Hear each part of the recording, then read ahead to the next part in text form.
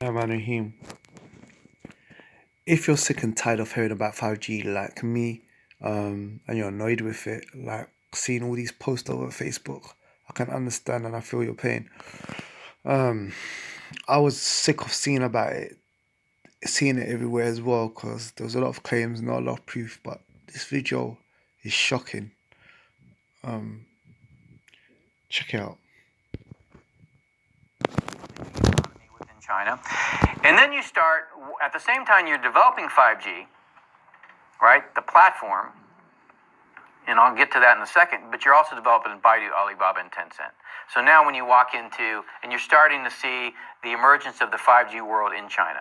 So you walk into a restaurant after you've ordered your food, and a camera picks you up, and you said, "Hey, David, welcome. Here's your food." Right. So you're starting to get the feel of what a 5G world is, and what is a 5G world? The platform is the network. So this is mobile computing paired with a pipe. 5G is computing and networking combined on the same platform. So this goes away. You walk outside your door and you say Uber. You don't get on your phone and say, "I want an Uber." You just say Uber. Camera picks up your face or a microphone picks up you. Come on. That's what 5G is. That's what 5G is. And then the Uber shows up. There's a camera on the car that sees you, knows who you are, don't have to ask you your name. You get in and you go to wherever you want. You get out and you go do whatever you want. So in this world, in the 4G world, this is a platform. It's yours, right? You don't want to be part of that, all of that data. Remember we just talked about how do you influence society? You don't want all that data to be out there about what you're doing. Just don't carry one of these, right? Just opt out. In a 5G world, you cannot opt out. Who owns the data? This, you could conceivably say, you lease the data on here you own. If you're getting Google services, you don't own that data. But in the 5G world, not only can you not opt out because it's built around the city, it's not in your phone anymore. Not only can you not opt out, you don't know who owns the data. Everything that you do can be watched. And for every person by 2022, there's going to be,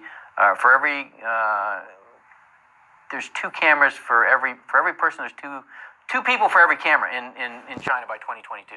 They have 1 billion right now on surveillance. Right, 1 billion cameras in China right now. With artificial intelligence for facial recognition, right? So all of this is getting built right now in China. And who's helping them do it? Microsoft, Google, right? All of these companies that want to deploy this world into our country. So Baidu, Alibaba, and Tencent, that's where the world goes. It goes from 2007, AT&T, GE, and Microsoft to the FANGs to the BATs, right? Who owns the pipes? Hey, and do you know how I know this is true? Because I was watching something totally unrelated before, totally unrelated about with the coronavirus Pretty hard in China. And look how it is in China. Yeah, they're dealing with the coronavirus better than we are. But what they have to give up for that is crazy. You're gonna see. Watch how crazy it is. Yeah. These are 2 unrelated sources. That's why I was annoyed with this 5G stuff, because I saw it everywhere. But I watched this clip first, and then I saw the other clip, and they're totally unrelated. And look how it is in China. And the reason why they can deal with Corona better, but their liberties, watch. Britain. It's not all sunshine and daffodils. I'll talk a bit about the darker side at the end of the video. The Chinese government collect an immense amount of data about their citizens, and they're using it in novel ways to tackle the coronavirus. Every time Wu Ming and I want to leave the apartment complex, she's got to scan her face, and those images, as well as the images from all the CCTV cameras in China, of which there are about 200 million, are fed into a central database and then analysed using machine learning. So it means basically if you're in sight of a camera, with about 5 on this crossroads, then it's likely that the Chinese government have analysed your face and know where you are. Another big source of data is the WeChat app. You might have heard of it.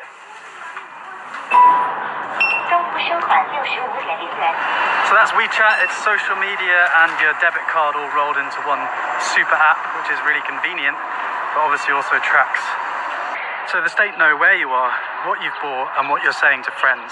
That's just the status quo, and the Chinese people generally know about this. The images you see are actually from the state media. But they're using this data to try the highest tech epidemic control ever attempted. So if you get ill in China and you go to a hospital, the hospital will register with the authorities, and the authorities will pull your name down from this big database. And they have an algorithm that will be able to tell you all the different places that you've been in the last 14 days and all the people that you might have been in contact with. So the bread that you bought with the WeChat app, the baker now will be notified that they have to self-quarantine for 14 days. And the people that you were next to on the flight, they now have to self-quarantine for the next 14 days. Every single citizen has a code. Comparing these bold actions of the Chinese state against Britain's response, which has been wash your hands, it could make Western democracies look impotent, and that's certainly the narrative that the Chinese media are pushing. But as Listen to what he says here now. Listen to what he says here now. probably thought to yourself watching this video, there are downsides to these policies. I'm not going to talk about them. I'm in China to share the ancient philosophy and Tai Chi and all these wonderful things about China, and I don't want to risk anyone around me. But if you want to learn more, I would read Orwell, and I've linked some articles and videos in the description. I'd love to hear your thoughts on what... He doesn't want to get locked up. That's why he's not chatting. Orwell is about a prison. 1964?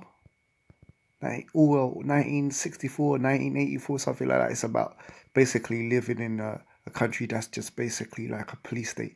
But anyway, see, this is a dangerous thing about this technology. Yeah, it makes things more convenient. Yeah, you don't have to carry a phone around and this, that, and the other. But it's a big leap from...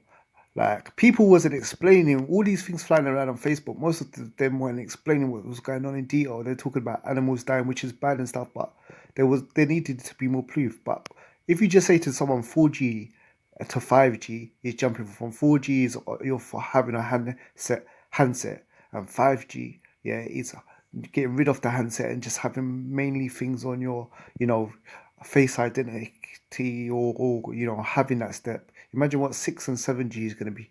But yeah, it's yes, it's going to make things more convenient because you ain't, because it's facial recognition.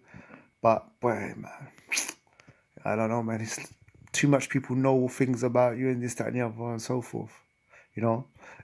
As Muslims, we believe in Allah, and that Allah's Basir that we're seeing, So, we ain't got nothing to hide and stuff, and we know Allah's watching us, and we shouldn't be sinning and this, that, and the other. But as for human beings having all this information about you and what you want to do and this, that, and the other, it's something else, man. But it looks like the world's going, because if they get rid of 4G and there's only 5G phones, then what you gonna do? It's like the Oyster card. There was money before. Now everyone has to use the Oyster card. They just put the prices so high that if you don't use the Oyster card, yeah, it will mess you up. So everyone just switched on to Oyster card. Everybody, and yeah, and then they just removed you using cash. Anyway, what's your opinions on this?